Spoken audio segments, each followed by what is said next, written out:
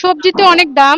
যেমন হচ্ছে করলা তো 180 টাকা কেজি ছিল, এখন এই মুহূর্তে কিছু কিছু জায়গায় পাচ্ছি 200 টাকা, কিছু কিছু জায়গায় পাচ্ছি 180 টাকা। তা আমাদের এখন এই মুহূর্তে যে সবজিটা এত দাম হয়েছে যে রমজান মাসে মানুষের মধ্যবিত্ত ফ্যামিলির লোক খাইতেই পারবে না।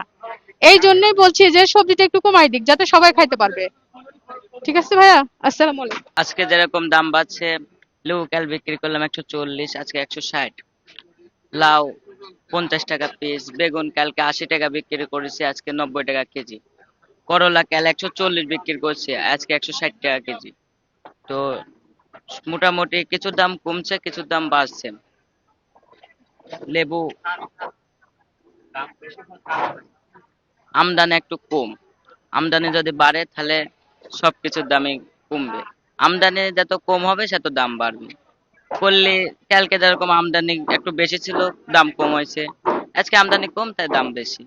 এরকম যদি সবকিছুর দাম আমদানি বেশি থাকে, সবকিছুর দামই কমে যাবে। দাম অনেক বেশি।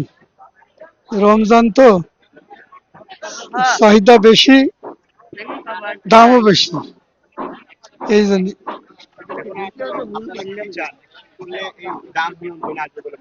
আমরা মনে করি যে তদারকি করা লাগবে প্রতিনিয়ত, তাহলে যদি ঠিক থাকে, তাছাড়া হবে না। এখন আমাদের এই যে বাজার আছে, এই বাজার আসলে আমার নাগালের বাইরে। এখন আমাদের এই জিনিসপত্রের দামগুলো কম লাগবে, তা নাহলে আমরা জনসাধারণ সাধারণ মানুষ চলতে পারবো না। এই অবস্থা থাকলে মনে করেন যে আস্তে আস্তে মানুষ হিমশিম খেয়ে মানে অন্যায়ের পথের দিকে ধাবিত হবে। এই জন্য আমরা চাই বাজারটা আরো নিয়ন্ত্রণ করা লাগবে। যেন প্রত্যেকটা জিনিসের, কাঁচা বাজার বলবেন বা শুকনো বাজার বলবেন, তরলজাত যেসব তেল আছে, এগুলো সব জিনিসের দামই বাড়ছে। এখন এই নিয়ন্ত্রণ করতে হলে সরকারের পদক্ষেপ নেওয়া লাগবে, প্লাস জনসাধারণ সতর্ক থাকা লাগবে। আমরা এই প্রতিটা জিনিসের দামে কিনতেছি। এখন এই এই পর্যায়ে থাকলে পরে আমরা আসলে ঠিক থাকতে পারবো না, অন্যার পথে নিশ্চয়ই যাওয়া লাগবে। এই কারণে দেশে গ্যাঞ্জাম, মারামারি, রাহারাহি, খুন খারাপ হয়ে যায়, এরকম পরিস্থিতি। 300, কমলা 350, আপেল 350, আঙ্গুর 400, কালোডোয়া আঙ্গুর 450। এইগুলি কিনেছি।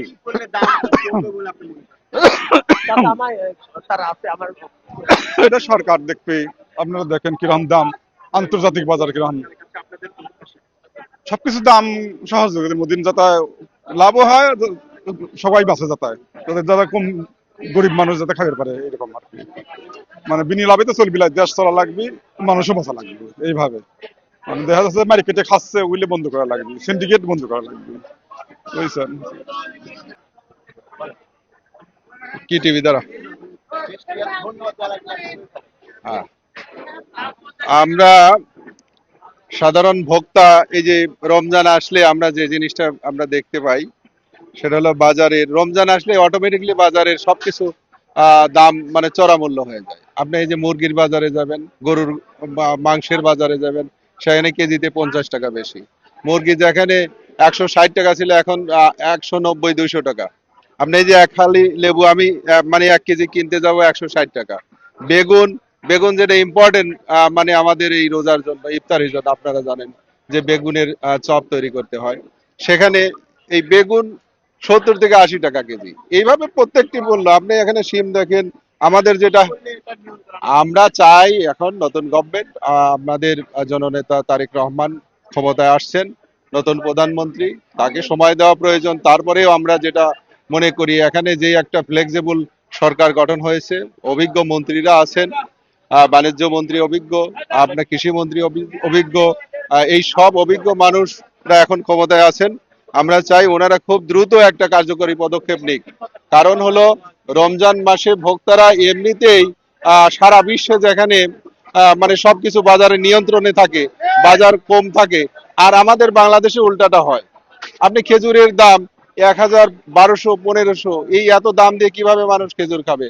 আমাদের নিম্ন আয়ের মানুষদের কথাও চিন্তা করতে হবে। ধন্যবাদ। আচ্ছা বাজার আজকে আসলে আমরা কেবল সতর্কতাই করেছি যাতে তারা লেবুর দামটা যেটা তারা যেন ভাউচার রাখে, যে কৃষকের কাছ থেকে কিনছে, গৃহস্থকের কাছ থেকে কিনছে, গৃহস্থের কাছে যেন তারা তাদের মোবাইল নম্বর সহ তাদের এলাকার নাম বা ঠিকানাটা রাখে, যাতে আমরা তার সাথে কথা বলতে পারি যে সে ন্যায্য মূল্যটা পাচ্ছে কিনা। এবং এবং সবজির ক্ষেত্রেও পেঁয়াজের দাম আজকে আমি সহনশীল দেখেছি। তো এরকম বলেছি যদি পেঁয়াজের দাম বেড়ে যায় বা 50 টাকার ঊর্ধ্বে যায়, তখন তাদের অবশ্যই তাদের সাদা কাগজে হলে ভাউচার লাগবে। এগুলো তাদের সতর্কতামূলকভাবে তাদেরকে আজকে ওয়ার্ন করা হয়েছে।